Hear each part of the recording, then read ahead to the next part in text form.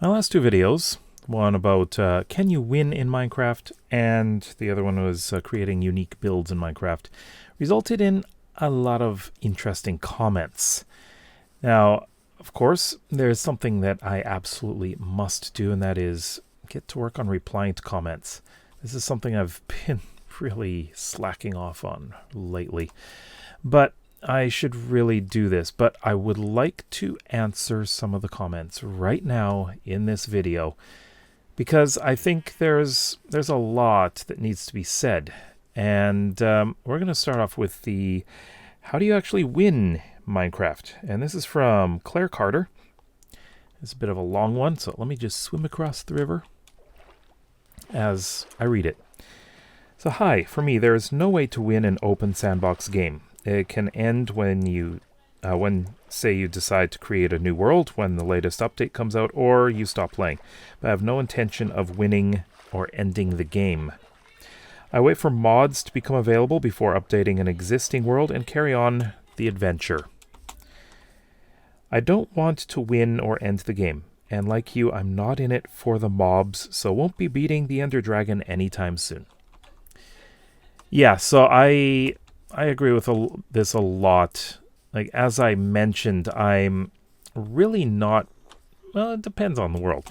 In my chill Minecraft world, I'm not in it to, well, win the game. I, of course, will be challenging the dragon because I need to build things in the end. But that's the only reason why. In Labyrinthum, I want to go to the end and beat the dragon so I can get elytra and shulker boxes, because this will be extremely useful for me in being able to get around much more quickly. However, I do like the idea in that world to walk around too. But in any case, I do want to, I guess, so-called win the game with those. But I, of course, continue building, and that is the most important thing. Set it to morning. That's a little bit better. And, but yeah, I agree. There are certain things I really don't have, I don't really care about. Like, the dragon is, it's a thing. It's not an end to the game to me. It's just something to challenge and carry on. Like, it's just one step to getting something that I need in the game. So yeah, that's about it.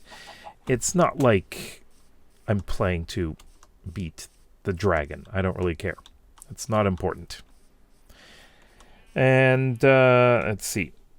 Going on to the unique builds video. This one had lots of comments. Define unique. Well, I'll probably reply with a dictionary definition. But by unique, I mean something completely original that no one has ever done before. And this makes it extremely difficult if you want to be unique. Because as long as history has existed, which is, well, forever, well, not since the beginning of the universe, I guess. No. But for human history, we have a habit of copying.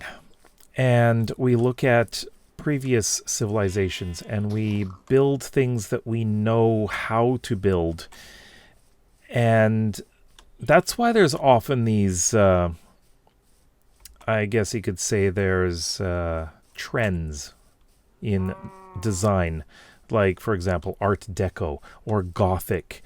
Those kinds of styles lasted quite a while. And, of course, you see those kinds of things today, although we typically don't build in those styles anymore because style evolves. These days, of course, modern, we use a lot of glass and steel and stuff like that.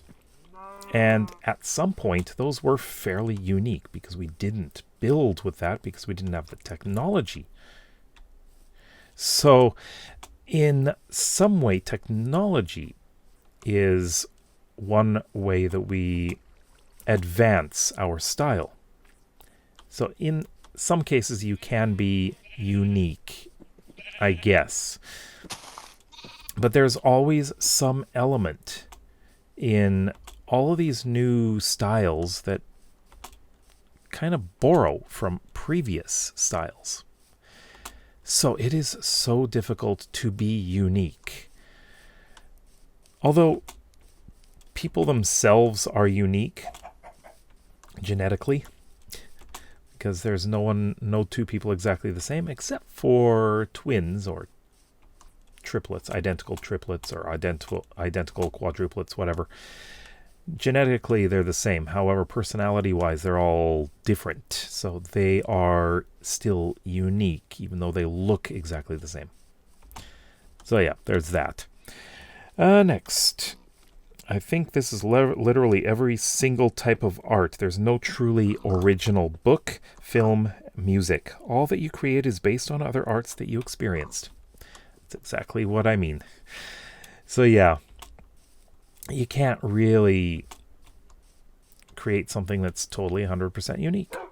Just doesn't exist, right? And we're coming up on this great big lake south of where I am currently building.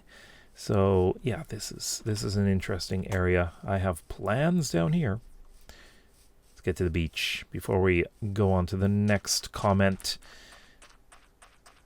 Got to do something with that island, I think. All right. So next up, this one. Oh yeah, the one about define unique was from Philip Shao, I'm not sure how to pronounce that, and Leslie Kerman was the last one. This one's from OTZ6408. And I like this one. The answer is actually kind of simple. It's in the details. When you build something, you take inspiration from others. But then in the process, you innovate on details, and you bring those along with you as a style. It's important to keep track of it. It's a selling point. You try and incorporate that same detail on different styles, futuristic, Japanese, or medieval. And that's how you learn your own style. Yeah, so you can develop your own by doing just that. It's I wouldn't say it's simple. It's not simple, because it can take time to develop your own style. And I do have my own style, which I personally think is similar to other styles. But with the second city, the cliff-top city, I am going to be doing something that I think is kind of unique. I hope. But we'll see. As far as chill Minecraft goes, I am trying to experiment with different styles with each build that I make. So it's a process. Yeah, definitely. Let's see. Sir Catnipple, interesting name there. What texture pack shader is that? And they're referring to what I'm using right now. This is a shader pack. It's not a texture. The shader is complementary, and I've been using it for a long time. I used to use BSL, and hold on, let me just take a look in here. Not advancements. Nope. Options, video settings, shader packs. I used to use BSL and Silders quite a lot. There's Seuss, which I've used a bit, but complementary. I know this needs to be updated. I'm using rather old shaders right now, but this has been good for me. These shaders have been good. Let's see. This one from, I'm not sure how to pronounce this, Ali Chahade. In our world, almost everything is built with certain function in mind. And that's very, very good point. And that's what I want to do when I'm building in this world, the Labyrinthum world. Everything has a function. Everything has a story as well. Medieval houses look the way they look because they had to suit the needs of their inhabitants, keep them warm. Same thing in the example you used. A building where justice is served looks the way it looks because big white building with columns creates certain emotions: trust, fear, respect in our minds, influenced by our culture. Yeah, culture is a pretty important thing when dealing with design and style as well. I think to be truly unique, you have to adapt what you build to the world around. Can your civilization teleport? Then why build doors or make pathways? Interesting. Houses could be a big blob of unconnected rooms, unlike anything people who don't have that ability could ever function in or design for themselves. Now, can you imagine a house that's interdimensional? Part of your house is in the nether, and the other part is in the overworld. How many people have ever built that? That's what I'm wondering. Has anyone ever built a house like that? I might have to do that in chill Minecraft. Interdimensional starter house. That would be an unusual one. Definitely the way for me to get to the nether.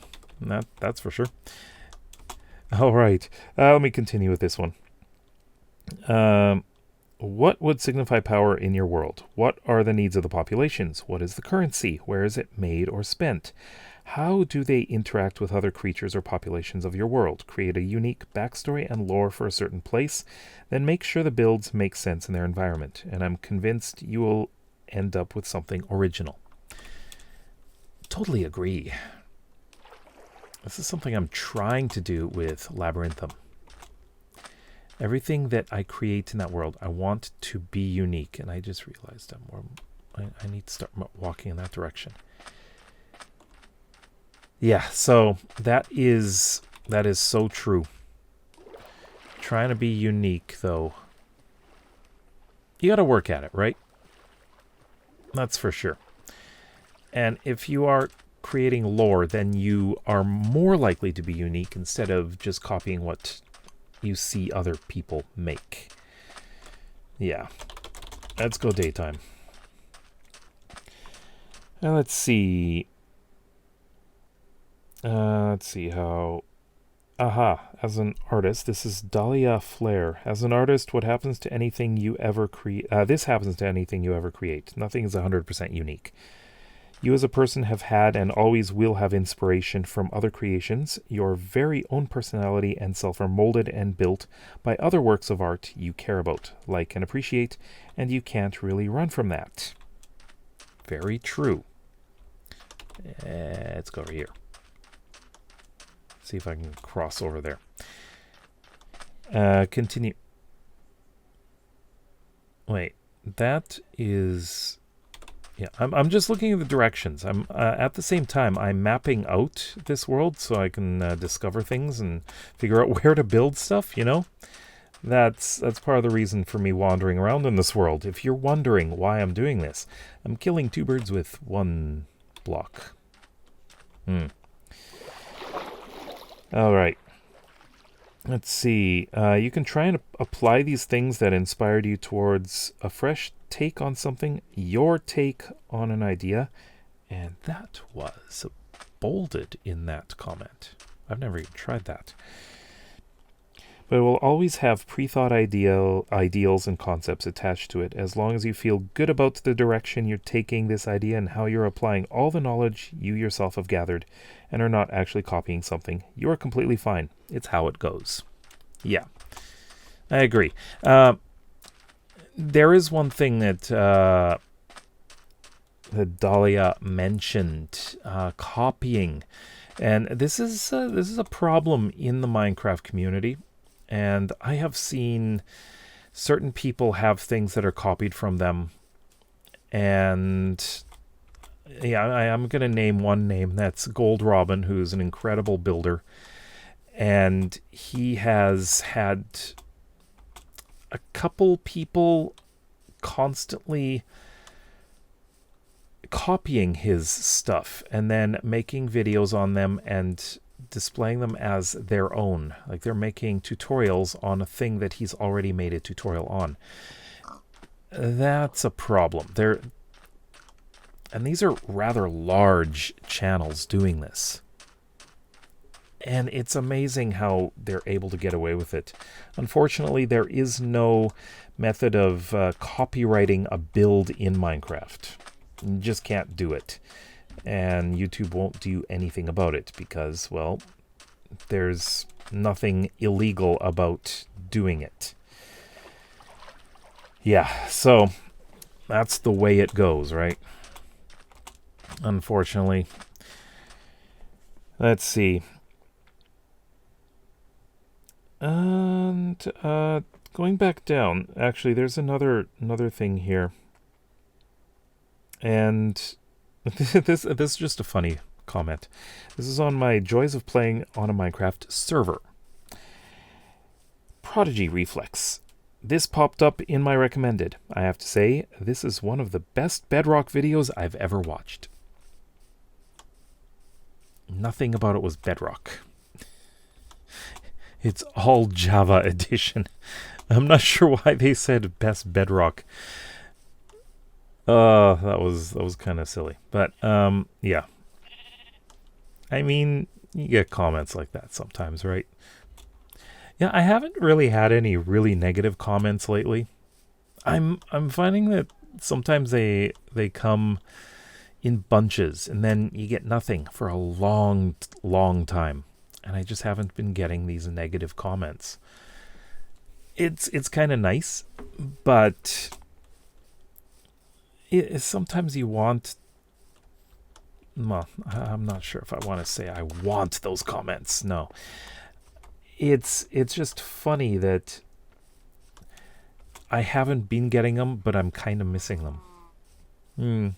This does not mean you can make negative comments on this video. Let's be constructive, please. But yeah, that's about it. I've been wanting to do a comments video for a while, and I thought these two videos have generated some interesting thoughts, especially the one about uniqueness. And it's an ongoing struggle for a Minecraft builder, I think.